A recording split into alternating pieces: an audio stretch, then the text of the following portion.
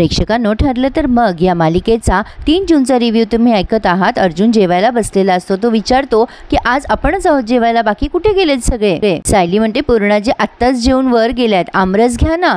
मग आता या कल्पनाताई म्हणतात अरे ह्यांना यायला उशीर होणार आहे आणि अस्मिता बाहेर गेली आहे। अर्जुन म्हणतो तरीच मला वाटलं घरात एवढी शांतता काय। आता विमल म्हणते अर्जुन दादा तुम्हाला हवा तेवढा आमरस खा, तुम्ही आज भारी काहीतरी केलंय ना कोर्टामध्ये, म्हणून वहिनींनी खास आमरस बनवलाय बरं तुमच्यासाठी। सायली म्हणते आई आज ना तुम्ही खरंच कोर्टात असायला हव्या होत्या, रविराज सर तर एवढे खुश झाले काय सांगू तुम्हाला। कल्पनाताई म्हणतात अगं तू कोर्टात काय काय झालं ते सांगितलंस ना मला, तेव्हाच मला अर्जुनचा फार अभिमान वाटला।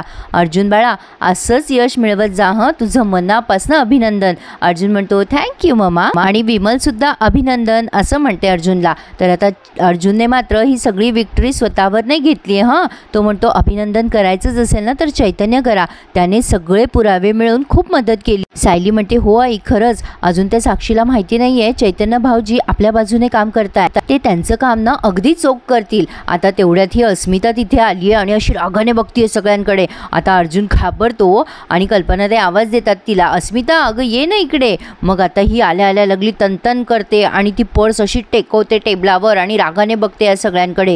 सायली आणि अर्जुन घाबरतात जरा। कल्पनाताई म्हणतात काय ग तू केव्हा आलीस अस्मिता। अस्मिता म्हणते तुम्ही जेव्हा गप्पा मारत होतात ना तेव्हाच आले। अर्जुन विचार करतो चैतन्य आमच्या बाजूने हे हिला ऐकू तर नाही ना आलं, अरे देवा नाहीतर ही आता जाऊन त्या तन्वीला सांगेल।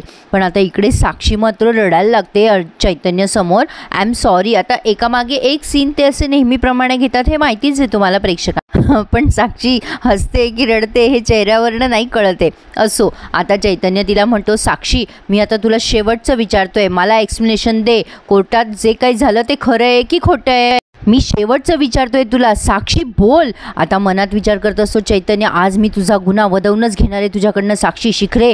आणि साक्षी मनात विचार करत असते याला जर खरं सांगायचं तर सगळं सांगावं लागेल, मी विलासचा खून केलाय म्हणून। चैतन्य जोरात ओरडतो अगं बोल ऐकतोय मी। पण आता इकडे पुन्हा अस्मिताचं सीन दाखवलंय त्यांनी। अस्मिता म्हणते मी जे ऐकलं ना ते हॉरिबलच आहे, काय गे सायली तू या घरात शिरली ते पुरेसं नव्हतं का, आता गोडगोड बोलून तुझी आणखीन बेवारशी माणसं आमच्या घरात घुसवायचा प्रयत्न करू नकोस हा।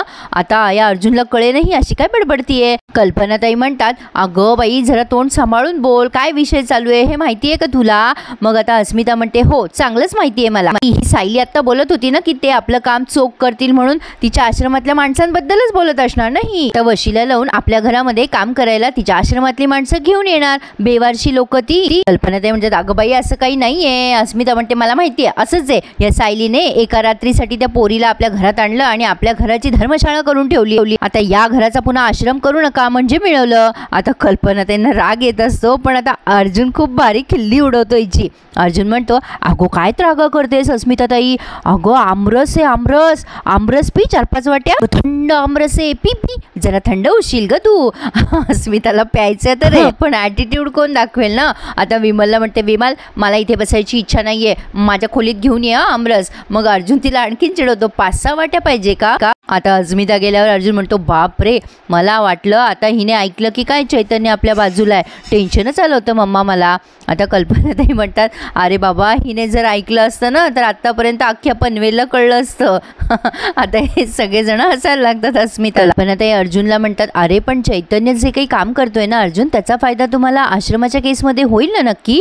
आता अर्जुन म्हणतो हो मम्मा मला ना कॉन्फिडन्स आहे या सगळ्याचा फायदा नक्कीच होणार आहे। आता तसं सुद्धा आमची सेकंड इनिंग चालू झाली आहे, ही केस संपली की आता सगळं परफेक्ट होणार आहे। आता अस्मिता ऐकतीये बरं का यांचं बोलणं, पण तिने पहिला शब्द ऐकला नसावा असा माझा अंदाज आहे, म्हणजे चैतन्य मदत करतोय वगैरे, आणि हिने जे ऐकले ते सेकंड इनिंग बद्दल ऐकले। कल्पना ते म्हणतात अर्जुन काय म्हणाला तू आत्ता पुन्हा बोल। मग अर्जुन म्हणतो अगं काही नाही मम्मा कुठे काय म्हणालो मी। अस्मिता इकडे विचार करतेय यांची सेकंड इनिंग म्हणजे नेमकं काय करणार आहे ते पुढे। आता कल्पनाताईंना वेगळीच उत्सुकता लागली आहे। कल्पनाताईंना वाटतं सेकंड इनिंग म्हणजे हे त्यांच्या बाळाची तयारी करताय।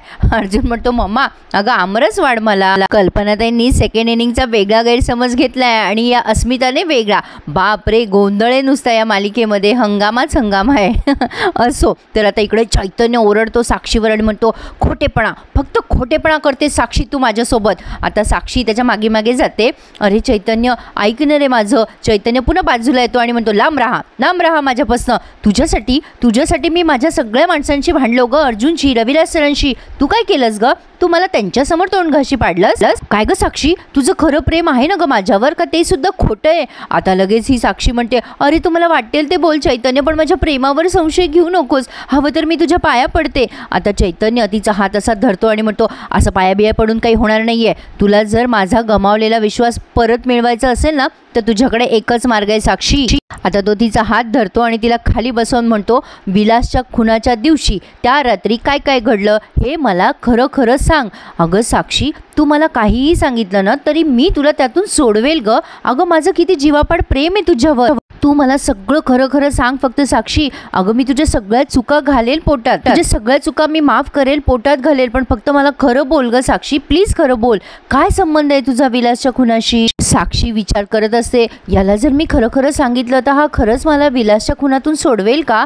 आज तर हा कोर्टामध्ये जरा बरा लढला, काय करू, खरं सांगू का? पण आता इकडे चैतन्य पण मनात विचार करत असतो, कमॉन साक्षी शिकरे, बोलून टाक खरं. साक्षी त्याला पुन्हा विचारते, खरंच मी तुला जर सगळं खरं सांगितलं तर तू मला निर्दोष सोडवशील ना चैतन्य? अगदी इमोशनल वगैरे होऊन ड्रामा करते ती. चैतन्य म्हणतो, अगं हो, मी तुला सगळ्यातून बाहेर कळेल, मी शपथ घेतो ग साक्षी, तुझी शपथ. आता लगेच त्याने स्टूल उचलायचं नाटक केलंय आणि तिकडे त्याचा मोबाईल ऑन करून ठेवलाय त्या टेबलवर आणि साक्षीला म्हणतोय, बोल साक्षी बोल. ही कसली खरं सांगते त्याला, ही निर्डावलेली आहे चांगलीच, त्या महिपत शिकरेची पोरगी ती काही बोलली नाही त्याला. पण आता इथे मध्ये त्यांनी ते नागराज आणि प्रियाचं दाखवलंय, ते आणलंय त्यांनी प्रेत कुठलं तरी बेवारशी, आणि आता ती प्रिया त्याच्याकडे असं बघत असते गाडीतून, तिकडनं नागराज तिच्या खांद्यावर हात टाकतो, ती जोरात ओरडते आणि मग तो नागराज तिचं तोंड दाबतो. हे बावळट बोंबलतेस कशाला, अक्कल आहे का तुला काही? आता प्रिया म्हणते, सॉरी, मला वाटलं असं एकदम तुम्ही खांद्यावर हात ठेवला ना, मला वाटलं प्रेतच आहे की काय. नागराज असायला लागतो आणि म्हणतो,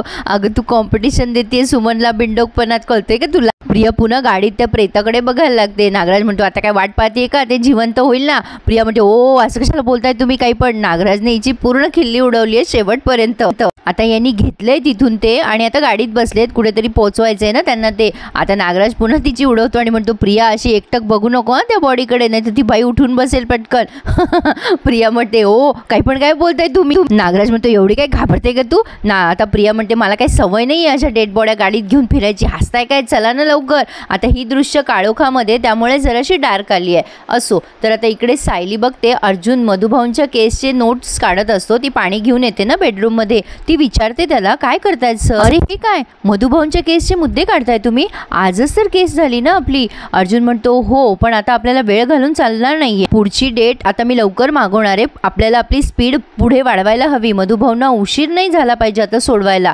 आता सायली विचार करते, मला पण ही केस लवकर संपवायला हवी आहे, मग मला माझं प्रेम यांच्याकडे व्यक्त करता येईल ना. पण यांना का केस लवकर संपवायची? मी इथून जायची घाई झाली असेल का यांना? मग ती अर्जुनला म्हणते हळूच, सर आपण केव्हापासून मधुभाऊंच्या सुटकेसाठी प्रयत्न करतोय ना, मग आजच असं का वाटतंय तुम्हाला की मधुभाऊ लवकर सुटावे म्हणून? आता अर्जुन म्हणतो, नाही ॲक्च्युली ना मधुभाऊ लवकर सुटले ना की मला तुम्हाला असं इथपर्यंतच बोलतो तो. आता सायली म्हणते, काय मला तुम्हाला काय? अर्जुन आता म्हणतो, नाही मी ते तुम्हाला प्रॉमिस केलं होतं ना, मी कॉन्ट्रॅक्ट मॅरेज साईन करताना प्रॉमिस केलं होतं मी की 1 वर्षाच्या आत मधुभाऊंना सोडवेल मी. माझं प्रॉमिस मला पाळता नाही येते ना, म्हणून गिल्ट वाटतंय जरा मला, म्हणूनच मी प्रयत्न करतोय की आता जास्ती वेळ नाही जाऊ द्यायचा. अर्जुनने काहीतरी वेळ मारून देण्यासाठी हे उत्तर दिलंय. तर सायली म्हणते, मी बघते तुम्ही किती धडपड साठी, आणि अशा केसेसमध्ये 1 वर्षापेक्षा जास्त कालावधी लागू शकतो ना, पण आता काय करायचं ठरवलंय तुम्ही? अर्जुन म्हणतो, आता आपल्याला माहिती तर आहे की साक्षी शिकरे खोटं बोलतीये, आता आपल्याला हे सिद्ध करायचंय की साक्षी शिकरे त्या रात्री आश्रमातच होती, ही आपली शेवटची पायरी असेल. सायली म्हणते, आपण किती दिवसापासून ही शेवटची पायरी गाठायचा प्रयत्न करतोय, पण हे कसं शक्य होईल? अर्जुन म्हणतो, हो पण इतके दिवस आपल्याकडे चैतन्य नावाचं वेपन नव्हतं ना, तो ॲक्च्युली काहीतरी ट्रिक वापरून तिच्याकडनं सगळी कबुली घेणार आहे, तो ॲक्च्युली आजच आजच घेणार होता हे सगळं, माहिती नाही इतक्या वेळात तर त्याचा फोन यायला हवा होता मला. सायली म्हणते काय सांगताय तुम्ही, चैतन्य सरांच्या सगळ्या प्रयत्नांना यश मिळू दे देवी आई. आता ही लगेच प्रार्थना करायला लागते. मग आता इकडे चैतन्य प्रयत्न करतोय अगदी जीवाच्या आकांताने, अगं बोल साक्षी बोल, अगं विलासचा खून तू केलायस का, कुठे होतीस तू, कुठे होती तू त्या रात्री, बोल साक्षी बोल. आता साक्षी म्हणते विलासचा खून झाला त्या रात्री मी आश्रमात नव्हते रे चैतन्य. ही कसली कबूल होते, मी आधीच म्हटलं होतं की ही बोलणार नाही. ही चैतन्याला म्हणते अरे चैतन्य मी खरं बोलतेय, जी काही मी साक्ष दिली आहे ती खरी दिली आहे. तो मधुकर पाटील मला अडकवतोय रे, मी नाही केलंय खून, मी निर्दोष आहे, मला सोडव चैतन्य मला सोडव. आणि ही पुन्हा रडायला लागते. पण मला ही रडत असताना असं का वाटतं काय की ही हसतीये म्हणून. असो चैतन्य बिचारा हेल्पलेस झालाय, आता काय करावं आणि कसं हिच्याकडून वधवून घ्यावं. चैतन्य मनात विचार करतो काय पोचलेली पोरगी ही, एवढा ट्रॅप लावला मी तरी पण कबूल करत नाहीये, हिला तोंड उघडायला लावायला आणखीन आता काय काय करू. प्रेक्षकांनो हा म्हणत होता ना बोल साक्षी बोल, तेव्हा मला गाणं आठवलं, बोल साक्षी बोल विलास का खून तूने किया की नहीं. एक छोटीशी गंमत केली. आपला रिव्ह्यू ऐकायला आवडतच असेल तर प्लीज एखादा लाईक आणि आपलं चॅनल सबस्क्राईब करायला विसरू नका हो.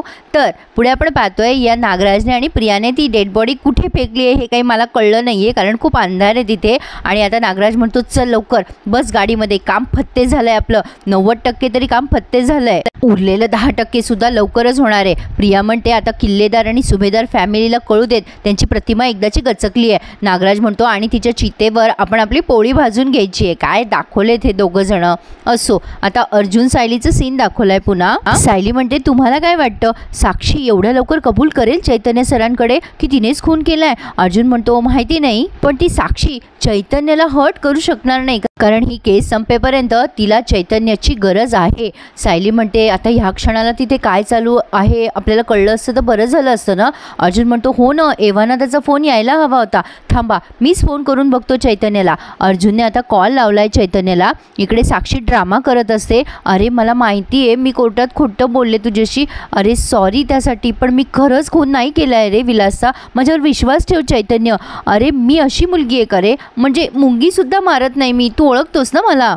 चैतन्य तिला स्पष्ट म्हणतो ओळखत होतो मी तुला, पण आता मला तुझ्या बाबतीत तशी खात्रीच नाहीये. आता तेवढ्या चैतन्याला कॉल आलाय अर्जुनचं नाव त्याने पंकज नावाने सेव्ह केलंय ना फोनमध्ये. साक्षी म्हणते कोणाचा फोन आहे, चैतन्य तिला दाखवतो हे बघ पंकजचा फोन आहे आणि म्हणतो हां पंकज बोल ऑल सेट ना, आणि असं बोलत बोलत मुद्दाम बाहेर जातो. साक्षी चैतन्य गेल्यावर विचार करते मी किती भयंकर सिच्युएशनमध्ये अडकली आहे. या अर्जुनने कोर्टात जे केले ते निस्तरू का या मूर्खाशी वाद घालत बसू. आता अर्जुन आणि सायली स्पीकरवर बोलताय. चैतन्य म्हणतो हां बोल अर्जुन. अर्जुन विचारतो त्याला काय झालं, साक्षीने काही कन्फेक्शन दिलं का. चैतन्य म्हणतो कसलं काय यार, साक्षी एवढी लेचीपेची असती तर आपण 1 वर्ष घालवला असता का या केससाठी. अरे एवढा ड्रामा केला मी तरी सुद्धा काही बोलली नाही रे. अर्जुन म्हणतो मला असं वाटलं ती अपसेट आहे आज, तू थोडासा पुश करशील तर ती बोलून टाकेल सगळं तुला. सायली म्हणते हे बघा चैतन्य सर आपल्याला आतापर्यंत पुरावे मिळालेत, तसेच पुरावे पुढे पण मिळतील, तुम्ही जास्ती विचार करू नका आणि टेन्शन नका घेऊ. अर्जुन म्हणतो हे बघ चैतन्य आता तू तिला जास्ती पुश करू नकोस आणि तिला म्हणजे तुझ्यावर डाऊट येईल असं काहीच करू नकोस. सायली म्हणते चैतन्य सर काळजी घ्या, ती माणसं खूप विचित्र आहे, तुमच्या जीवाला काही बरं वाईट केलं त्यांनी तर. चैतन्य म्हणतो हो मी घेतोय काळजी, आता मी फोन ठेवतो, साक्षीला शंका येईल, मी फोन ठेवतो हां. अर्जुन म्हणतो बरं बरं बाय बाय. सायली म्हणते मला ना चैतन्य सरांची खूप काळजी वाटते, आपण जे काम करतोय ते बाहेरून करतोय पण सर तर वाघाच्या गुहेत राहून काम करताय. अर्जुन म्हणतो तू काळजी नका करू, आपल्याला फक्त काहीच दिवस हा ड्रामा करायचा आहे आणि पुरावे मिळेपर्यंत, त्यामुळे साक्षी चैतन्याला हर्ट नाही करू शकणार, डोंट वरी. आता इथेच त्यांनी हा भाग पूर्ण केलाय. आता ह्या कल्पनाताईंनी जुनी दुपटी दापटी काढली आहे त्या अर्जुनची आणि सायलीला म्हणताय अगं अशी जुनीच दुपटी वापरावी, ही सगळी मौसूद असतात बरं, ही सगळी दुपटी अर्जुनची आहे, वापरलेले कपडे मायेने मौसूद झालेले असतात आणि तीच माया तुमच्या बाळाला मिळायला हवी. आता अर्जुन घरी आलाय तेव्हा कल्पनाताई म्हणतात आता जास्ती वेळ घरी राहत जा रे आणि सायलीला दुखवायचं नाही आता. आता अर्जुन बेडरूम मध्ये गेल्यावर विचारतो सायलीला काय चाललंय मम्माचं कलर सिलेक्शन अँड ऑल.